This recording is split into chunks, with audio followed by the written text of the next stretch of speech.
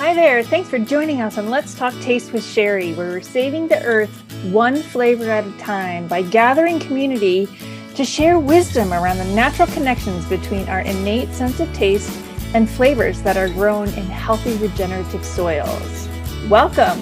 Hi there. Sherry Hess with the Flavor Remedy. Thanks for joining me for another episode of Let's Talk Taste with Sherry, where we're saving the earth one flavor at a time.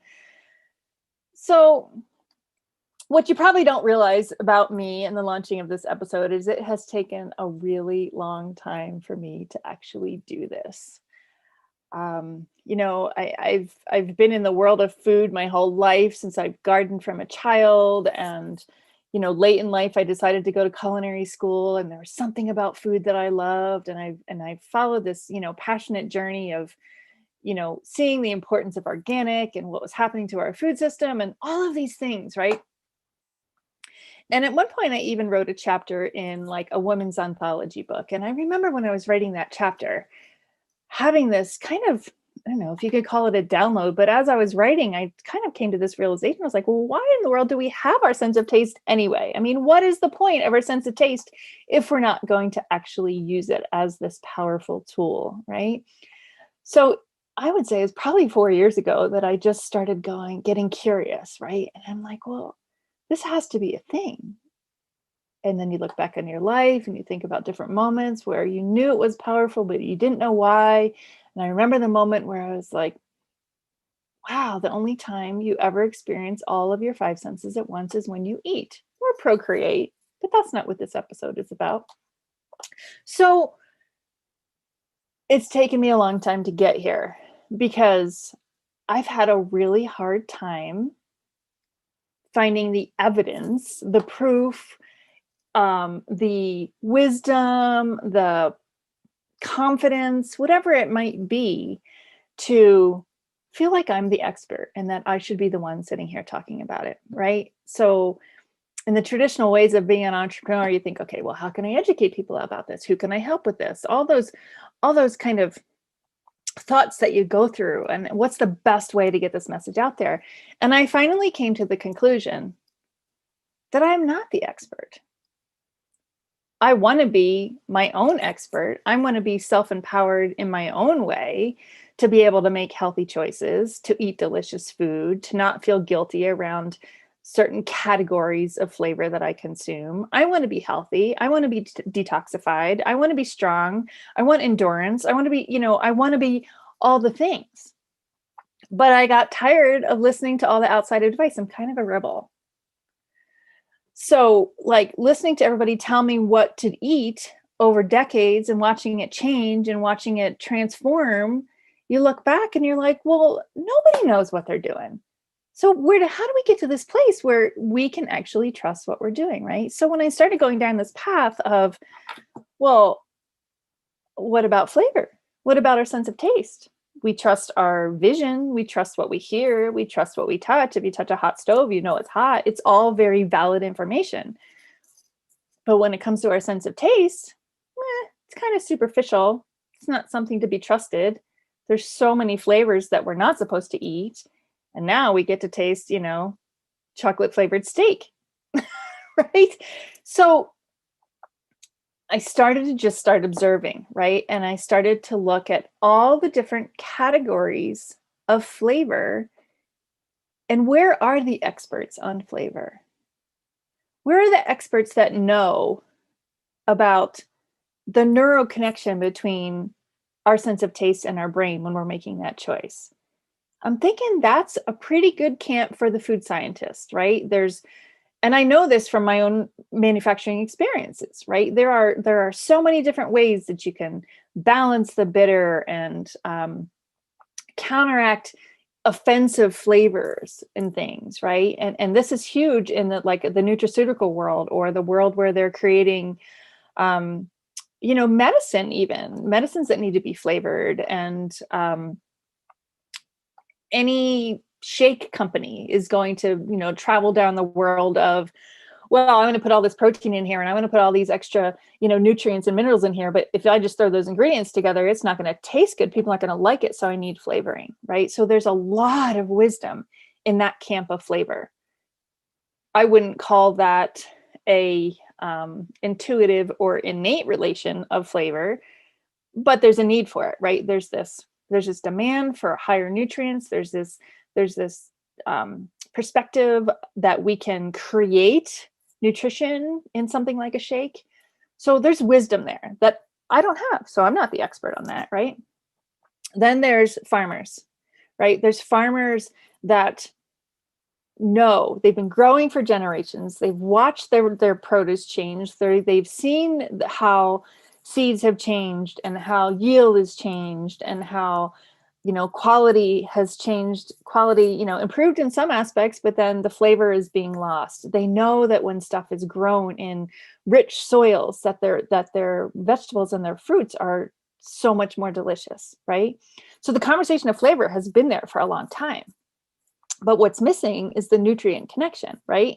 Farmers know, yeah, I grew this in my compost. There are, I mean, last year I used garden socks and compost and grew stuff in straight up compost, which people don't think they can even do, right? They think they have to add compost to soil to kind of amend it. I grew in straight up compost. And so there's conversation around flavor, but not necessarily nutrients, although that is changing.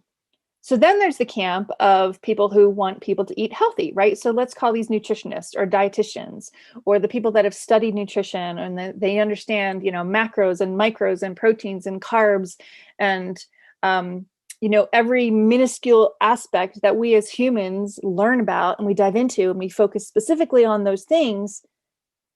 And then all of a sudden, these nutritionists that are trying to help their clients eat better are struggling because we as humans are choosing flavor, right? And what our taste buds have grown accustomed to is these high levels. If you're eating processed foods, you've gotten accustomed to these excess of salt and sweet. And that's, goes back to the conversation with the food scientists who are working with companies that want you to be, well, okay, I'm just going to call it what it is, addicted to their food, right? Because salty and sweet are the flavors that we lean into. So our bodies are like, okay, I need more salty and sweet because everything that we're eating that's salty and sweet doesn't actually have nutrition. So we keep wanting more because where's the nutrition? So now we have nutritionists, right? They're struggling with their clients to get them to eat better because they want salty and sweet. And nutritionists are thinking in their minds, well, salty and sweet isn't good for you. So we need to change this whole thing. So you're removing this category of the human experience for the benefit of health. So flavor is not a conversation there, except for something to avoid, right? Or to resist, I guess.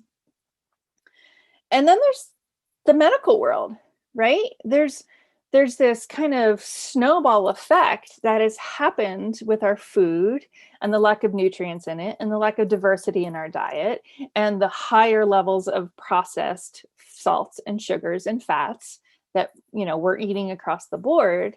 So now there's the medical community that will fully admit that they're not trained in nutrition. Here I'm talking about the United States.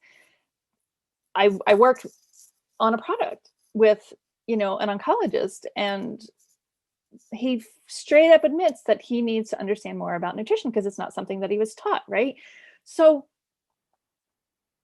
they have this community that now cardiologists and, people that are facing these conditions like diabetes and heart disease. And the quick response here, without looking at the big picture, is to tell their patients to stop eating sugar and salt, right? Because it seems logical that sugar is going to affect diabetes, salt's going to affect heart conditions, right? And there's correlation, there's clear correlations there. So it's not like that's not a thing, but it's not the whole picture. So this is why when I think about being an expert and bringing this conversation of flavor to the table, it took me a long time to realize that I'm not the expert. And it's hard to be an expert on flavor in a world where no one's really talking about flavor and our sense of taste as something that's important. Nobody's talking about the fact that this is a tool that we can have to drive our choices, to drive our nutrition. And there's a lot of circumstances that lead to that and are good reasons why that is the case. But my vision here is to bring these experts to the table, right? To bring these different perspectives, these different wisdoms, these different experiences, studies, scientific backing, personal experiences, personal stories, and bring them all together so that we can see that there is a way to be self-empowered, that there is a way that we can learn from flavor, and that we can see that flavor and the nutrition behind flavor can lead to this demand for growing food in a more sustainable, more regenerative, higher nutrient way that can just create all kinds of benefits across the board. So, I'm not the expert, but I would love to hear what your perspective is on this. Join the conversation.